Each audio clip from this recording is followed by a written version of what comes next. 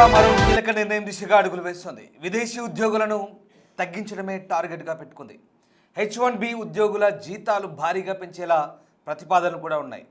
అమల్లోకి వస్తే $14,000 పెరిగే ఛాన్స్ ఉంది. కానీ ప్రస్తుతం అమెరికన్ విదేశీ ఉద్యోగుల జీతాల మధ్య భారీ వ్యత్యాసం ఉంది. అమెరికన్తో పోలిస్తే విదేశీ ఉద్యోగులకు దాదాపు $11,000 తక్కువ వేతనం కనబడుతోంది. అందుకే విదేశీ ఉద్యోగుల వైపు కంపెనీలు మొగ్గు చూపుతున్నాయి. H1B ఉద్యోగుల జీతాలు భారీగా పెంచితే కంపెనీలు చచ్చినట్లు స్థానికులు తీసుకుంటాయంటూ ట్రంప్ ప్లాన్ చేస్తున్నారు. అదే అమలైతే భారీగా విదేశీ ఉద్యోగులు తగ్గిపోబోతున్నారు. అత్యధిక H1B వీసాలు పొందుతున్న భారతీయులపైన ఎక్కువగా ఎఫెక్ట్ ఉండే ఛాన్స్ ఉంది. H1B ఉద్యోగుల్లో దాదాపు 70% భారతీయులు ఉన్నారు. ఈ నేపథ్యంలో ప్రస్తుతం ట్రంప్ తీసుకున్న నిర్ణయం మరొకసారి చర్చనీయాంశంగా మారుతున్న పరిస్థితి కనబడుతూ ఉంది. ప్రధానంగా H1Bలో కొత్త రూల్స్, కనీస వేతనానికి సంబంధించినటువంటి అంశాలు ఇప్పుడు చర్చకు వస్తున్నాయి. టెక్ కంపెనీల్లో విదేశీయులను తగ్గించి అమెరికన్లకు ఉపాధి అవకాశాలు కల్పించే దిశగా అగ్రరాజ్యం మరొక కీలక చర్యకైతే సిద్ధమైనట్టుగా కనబడుతోంది. ఇందులో భాగంగానే H1B వీసాదారులు వారి వేతనాలను పెంచేలా అమెరికా కార్మిక శాఖ కీలక ప్రతిపాదనలు చేసింది. ఇవి అమల్లోకి వస్తే విదేశీ ఉద్యోగుల వార్షిక వేతనం $14,000 మేర పెరిగే అవకాశం ఉంది. అమెరికన్లతో పోలిస్తే విదేశీ ఉద్యోగులకు వేతనం విషయంలో భారీ వ్యత్యాసం ఉంటుందని, దీనివల్ల చౌకగా లభించే ఉద్యోగులకే కంపెనీలు మొగ్గు చూపుతున్నాయంటూ సుదీర్ఘంగా ఆందోళనలు ఉన్నాయి. ఈ నేపథ్యంలోనే అగ్రరాజ్య అధికారులు తాజా ప్రతిపాదనలు తీసుకొచ్చారు. ప్రస్తుతం అమెరికాలో స్థానిక ఉద్యోగులతో పోలిస్తే H1B వీసాదారులు సగటున $10,191 తక్కువగా వార్షిక వేతనం అందుకుంటున్నారు.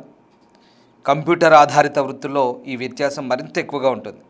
వాస్తవానికి ప్రత్యేక నైపుణ్యాలు కలిగిన ప్రతిభావంతుల కోసం ఈ H1B వీసా ప్రోగ్రాంను తీసుకొచ్చారు. కానీ అందుకు భిన్నంగా కొన్ని కంపెనీలు ఈ వీసాను దుర్వినియోగం చేసి తక్కువ వేతనం తీసుకున్న ఉద్యోగులను విదేశాల నుంచి నియమించుకుంటారనే ఆరోపణలు కూడా వస్తున్నాయి.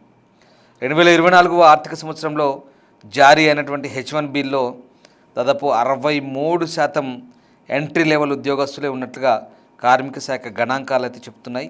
ఈ నేపథ్యంలోనే వేతన పెంపు ప్రతిపాదనలు కూడా చేసినట్లుగా అమెరికా అధికారులు వెల్లడిస్తున్నారు. అధ్యక్షుడు సంతకం తర్వాత ఈ ప్రతిపాదనలు అమల్లోకి వచ్చే అవకాశాలు కనిపిస్తున్నాయి. అయితే ఇప్పుడు ఈ కార్మిక శాఖ ప్రతిపాదనల ప్రకారం 4 అంచెల వేతన వ్యవస్థలో మార్పులు చోటు చేసుకోబోతున్నాయి. ఒకటైతే ఫస్ట్ ఎంట్రీ లెవెల్ ఉద్యోగాల కనీస వేతనం 34%, అంటే లెవెల్ 2 వాళ్ళకేమో 52%, లెవెల్ 3 ఉద్యోగులకు 70%, లెవెల్ 4 ఉద్యోగులకు దాదాపుగా 88% మేర పెంచాలని యుఎస్ భావిస్తోంది. సో అగ్రరాజ్యం ఇలాంటి ప్రతిపాదనతో ఉంది. సో ఈ ప్రతిపాదనతో H1B వీసాదారుల సగటు వార్షిక వేతనం అంటే యాన్యువల్ శాలరీ దాదాపుగా $14,000 మేర పెరిగే అవకాశం ఉన్నట్టుగా కనిపిస్తుంది. సో దీంతో విదేశీ ఉద్యోగులను నియమించే కంపెనీలు ఏటా దాదాపుగా $6.56 బిలియన్ వేతనాలు చెల్లించాల్సి రావాల్సి వస్తుంది. సో ఇది పరిస్థితి. సో H1B వీసాల్లో కొత్త రూల్స్ ప్రస్తుతం ప్రవేశపెట్టబోతున్నారు. దీనికి తగ్గట్టుగా ప్రస్తుతం అమెరికా కార్మిక శాఖ అయితే అంచనాలు అయితే రూపొందిస్తుంది. సో ఇది ఒక కీలక నిర్ణయం అని చెప్పాలి. ఎందుకంటే ప్రస్తుతం ఈ విదేశీ ఉద్యోగులను తగ్గించడమే టార్గెట్గా పెట్టుకున్న అమెరికా H1B ఉద్యోగుల జీతాలు భారీగా పెంచడం ద్వారా ప్రస్తుతం అమెరికన్ విదేశీ ఉద్యోగాల మధ్య ఏదైతే భారీ వ్యత్యాసం ఉందో, సో అక్కడ క్వాలిటీ పీపుల్ని తక్కువ ధరకి, అంటే తక్కువ రేట్కి, తక్కువ జీతాలకి తీసుకోవడం పరిపాటిగా మార్చుకున్న అమెరికా కంపెనీలు విదేశీయులను ఎక్కువ రిక్రూట్ చేసుకుంటున్నాయని అక్కడ అడ్మినిస్ట్రేషన్ భావిస్తుంది. కాబట్టి ఇప్పుడు ఈ నిర్ణయం తీసుకుంటే ఇక తప్పనిసరిగా అక్కడి కంపెనీలు ప్రభుత్వం నిర్ణయించిన శాలరీస్ ప్రకారమే ప్రస్తుతానికి రిక్రూట్మెంట్ కూడా చేసుకోవాల్సి ఉంటుంది. సో అమెరికన్లతో పోలిస్తే విదేశీ ఉద్యోగులకు $11,000 తక్కువ వేతనం ఉంది వార్షికంగా. సో అందుకే విదేశీ ఉద్యోగుల వైపు కంపెనీలు మొగ్గు చూపుతున్నాయి. కాబట్టి మరి ఇప్పుడు ఈ H1B ఉద్యోగుల జీతాలు భారీగా పెంచితే కనుక కంపెనీలు ఇంకా చచ్చినట్లు స్థానికులను ఎక్కువగా తీసుకుంటాయంటూ ట్రంప్ ప్లాన్ చేస్తున్నాడు. సో రకంగా ఇది అమలైతే భారీగా విదేశీ ఉద్యోగుల రిక్రూట్మెంట్ తగ్గిపోతుందనే ఒక ఆలోచనలో అక్కడి ఈ ట్రంప్ అడ్మినిస్ట్రేషన్ ఉన్నట్టుగా మనకు కనిపిస్తుంది. అంటే ఇక్కడ ప్రధానంగా మనం H1B వీసా పొందుతుంది ఎవరు ఎక్కువగా భారతీయులే. H1B ఉద్యోగులు దాదాపుగా 70% ఇండియన్సే ఉన్నారు. 70% ఇండియన్స్ ఎక్కువగా ఈ H1B వీసాలు. అందుకే H1B వీసాలకు సంబంధించినటువంటి వార్షిక ఫీజు ఏదైతే $1,00,000 పెంచాడో అప్పటి నుంచే మన వాళ్ళలో ఆందోళన స్టార్ట్ అయింది.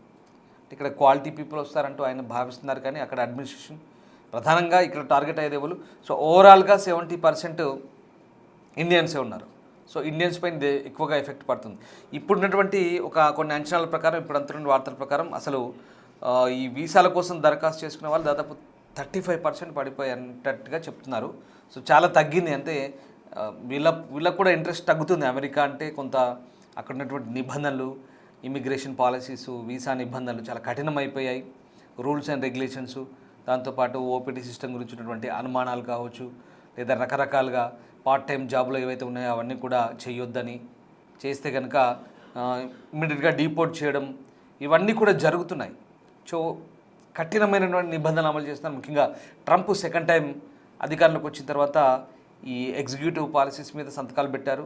సో ప్రధానంగా ఇమిగ్రేషన్ పాలసీ, ఇంకా ఏదైనా దాంతోపాటు అసలు ఫస్ట్ వీసా ఇవ్వాలంటేనే, వాళ్ళ దేశంలో ఎంట్రీ ఉండాలంటేనే, అడుగు పెట్టాలంటేనే రకరకాల ప్రధానంగా ఈ సోషల్ మీడియా ఇదైతే ఉందో దాన్ని మానిటరింగ్ చేస్తున్నారు గట్టిగా.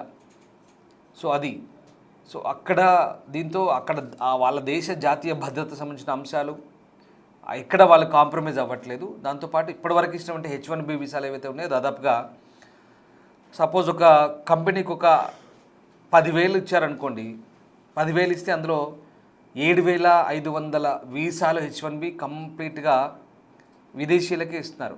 ఇండియన్స్కి లేదా ఫిలిప్పైన్స్ వాళ్ళకో, చైనీస్కో, రకరకాలుగా ఇలా ఇచ్చుకుంటూ పోతున్నారు, కొరియన్స్కో. సో ఇది వాళ్ళ అబ్జర్వేషన్లో తేలింది ఎక్కువగా, అక్కడ అడ్మినిస్ట్రేషన్ అబ్జర్వేషన్లో. దాంతో స్థానికులకు అసలు ఉద్యోగాలు లేవనేది వాళ్ళకి అర్థమైపోయింది. దాంతోపాటు ఎందుకు మరి ఇక్కడ బయట నుంచి తీసుకుంటున్నారంటే, ముఖ్యంగా భారత్ లాంటి దేశం నుంచి ఎందుకు తీసుకుంటున్నారంటే తక్కువగా వస్తున్నారు, తక్కువ జీతాలకు అక్కడ పనిచేయడానికి మొగ్గు చూపుతున్నారు వీళ్ళు. సో దాంతో ఆ కంపెనీలు అలా తక్కువ జీతాలకు వచ్చే వీళ్ళని ఎక్కువగా రిక్రూట్ చేసుకుంటూ స్థానికులకి ఉపాధి అవకాశాలు దెబ్బతీస్తున్నాయనేది అక్కడ ప్రభుత్వ వాదన, వాళ్ళ అక్కడ ఉన్నటువంటి వాళ్ళ పరిశీలన కూడా. సో దాన్ని బట్టి వాళ్ళు ఇప్పుడు నిర్ణయాన్ని కంప్లీట్గా మార్చుకుంటున్నారు. సో వాళ్ళలోనే వాళ్ళ దగ్గర ఉన్నటువంటి ప్రజల్ని, వాళ్ళ దగ్గర ఉన్నటువంటి ఎవరైతే నిపుణులను తయారు చేసేందుకు చదువుకున్న వాళ్ళని, గ్రాడ్యుయేట్లని, వాళ్ళని ఎక్స్పర్ట్స్గా తయారు చేసేందుకు కొంత టైం పట్టవచ్చు. కానీ ఆలోపు ఈ రకమైన ప్రాసెస్ ఉంటే కనుక ఖచ్చితంగా ఇది వాళ్ళ స్థానికులకు ఉద్యోగాలు పెరిగే ఛాన్స్ ఉందన్నట్టుగా చెప్తున్నారు. దానికి ఇప్పుడు ఈ జీతాల పెంపు అనేది ప్రధానంగా కారణం కాబోతుంది.